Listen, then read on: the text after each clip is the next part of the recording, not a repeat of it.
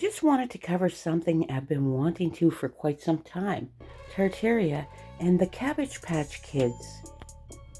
I often wonder what it looked like before the third reset. Ever notice there's not much information about the 1800s? And I find it coincidental, out of all nations, it was Israel that crushed Tartaria. Anyways, let's have a look at this next video. That in our not-so-distant past, babies were created and incubated en masse. This happened and was showcased as attractions at the World Fairs and even in New York's Coney Island. Can you even imagine carnival attractions where people paid to watch babies growing in incubators? Where were the parents? What happened to all of the babies? Well, have you heard of the orphan trains?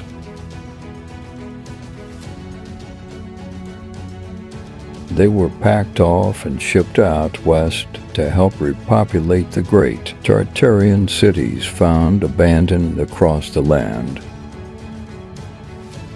They were sent to humongous orphanages, and the people were able to get orphans to work their farms and factories. Free labor was abundant, and it was needed to rebuild after the last reset. There is loads of evidence showing that the original Cabbage Patch Kids were these orphans which people just simply picked up and took home like fresh produce. Many children were basically indentured servants and were subjected to lifelong slave labor and sexual abuse. Everything they taught you is a lie. America was covered with empty Tartarian cities, left to rot after the Great Reset, and those that followed grew a few millions babies to repopulate and rebuild.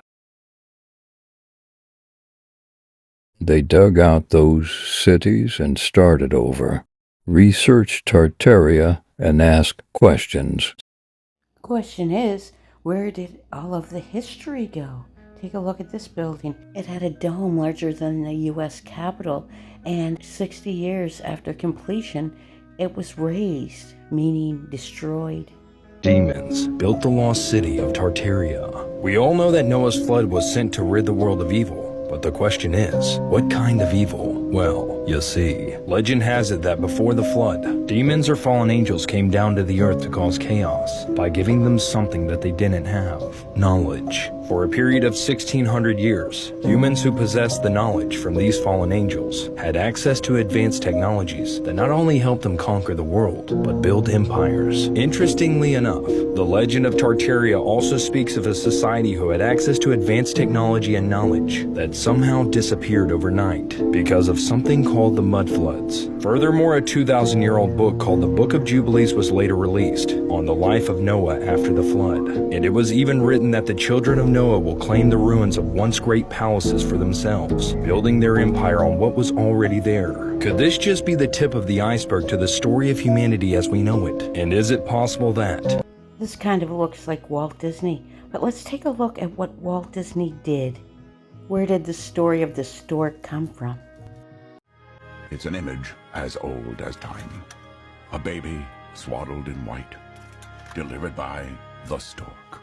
But you'll find here on Stork Mountain, we take baby delivery seriously.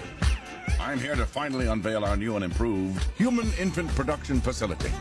We have perfected and streamlined the process, devising a zero-mistake workflow.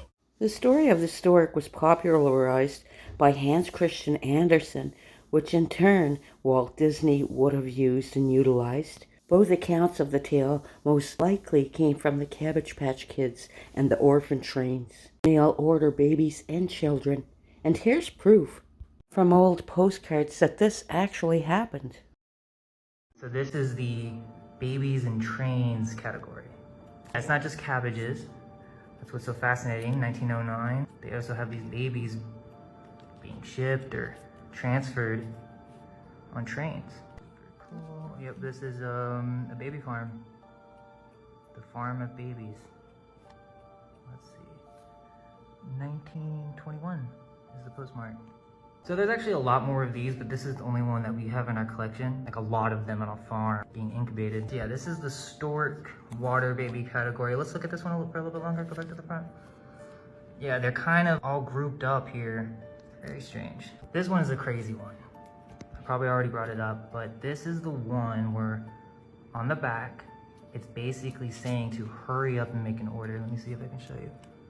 Dear Elle, don't you think they are very pretty on the other side? If so, hurry up and order one before they all get sold. Now, you just heard that correctly. They're selling babies. The crazy part, though, is some might be descendants of those very babies. Now, I don't know if you guys remember the Cabbage Patch Kids and the craze they were in the 80s, but pretty good chance this is where they have come from, because that's what these orphan trains were full of, the Cabbage Patch Kids. And like the Cabbage Patch Kids, Tartaria did exist. Have a look at these maps.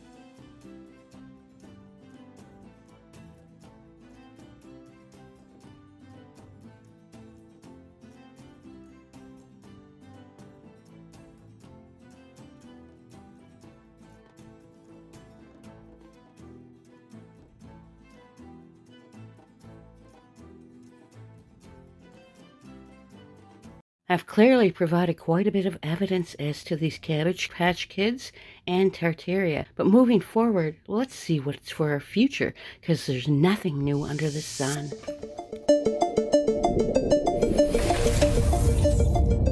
Introducing Ectolife, the world's first artificial womb facility, powered entirely by renewable energy. Ectolife allows infertile couple to conceive a baby and become the true biological parents of their own offspring. It's a perfect solution for women who had their uterus surgically removed due to cancer or other complications. With Ectolife, premature births and C-sections will be a thing of the past.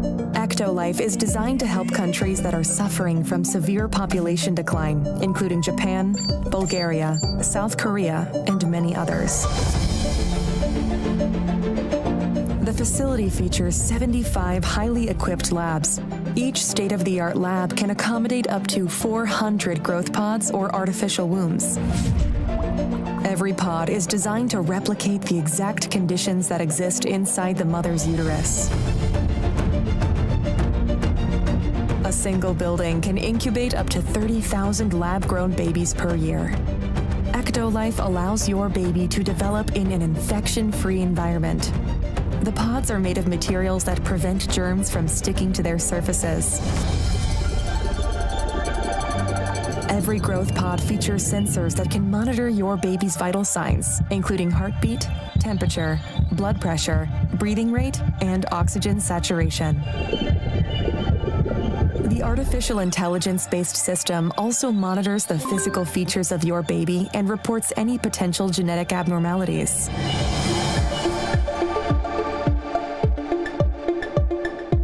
The pods are equipped with a screen that displays real-time data on the developmental progress of your baby. These data are sent directly to your phone so you can track your baby's health from the comfort of your zone. The app also provides you with a high-resolution live view of your baby's development. A special section in the app allows you to watch a time-lapse of your baby's growth and share it directly with your loved ones. Because babies can recognize language and learn new words while still in the womb, Ectolife growth pods feature internal speakers that play a wide range of words and music to your baby. Through the app, you can choose the playlist that your baby listens to.